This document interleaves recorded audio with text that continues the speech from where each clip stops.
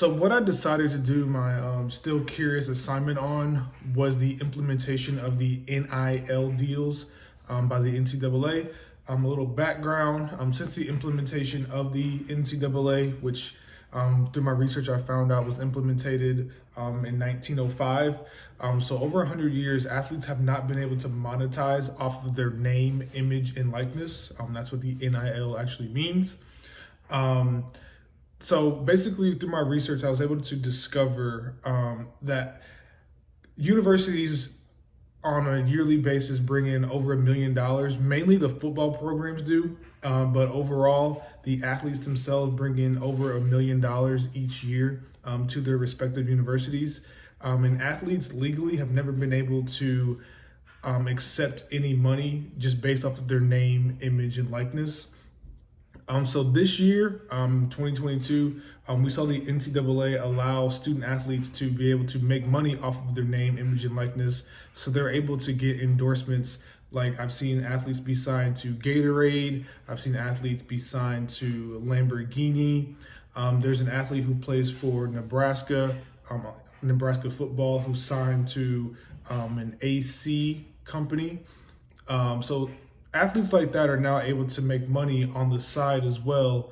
There's many benefits to the NIL deals. There's also downsides as well, and I found that through my research. One of the benefits is that players are now able to help their families while they're in college. Athletes who come from a struggling background now have the opportunity to send some money back home. Some families that come from a struggling household, they can now feel better about themselves, while their brother, their son, their nephew, their niece, their cousin, whoever is in school. One of the downsides that I learned through my research about the implementation of the NIL deals was how it's going to affect recruiting. Some coaches and athletic directors feel as though student athletes won't choose the best university for them. They are going to choose the best university, or they're going to choose their university based on what they can do for them.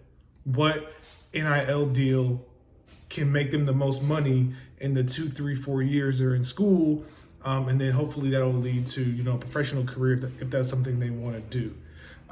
The NIL just implementation in itself is brand new to collegiate sports, so there's a lot to explore. For me personally, I'm curious to see how it affects recruiting. I'm curious to see how it elevates women in sports. I know that women in collegiate sports don't get as much attention and love as the men do, but they deserve just as much attention as the men get.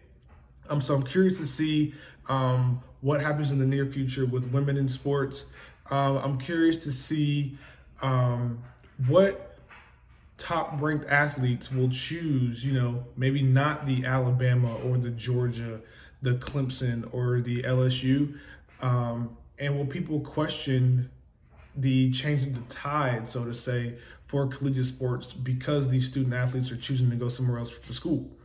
A prime example would be the athlete that went to Jackson State and flipped his commitment from Florida State. Some people believe that it has something to do with what Deion Sanders did or did for him. Deion Sanders denies any kind of allegation saying he did everything the right way. But either way, it sparked a large controversy in in collegiate sports, just because this top-ranked athlete decided to go to a small Division I school in Jackson, Mississippi, instead of a powerhouse like Florida State. So in the near future, I'm going to definitely be paying attention to what these NIL deals do for collegiate sports. As a former athlete, this is why I'm interested in this. I've always felt as though athletes should be able to make money off of their name.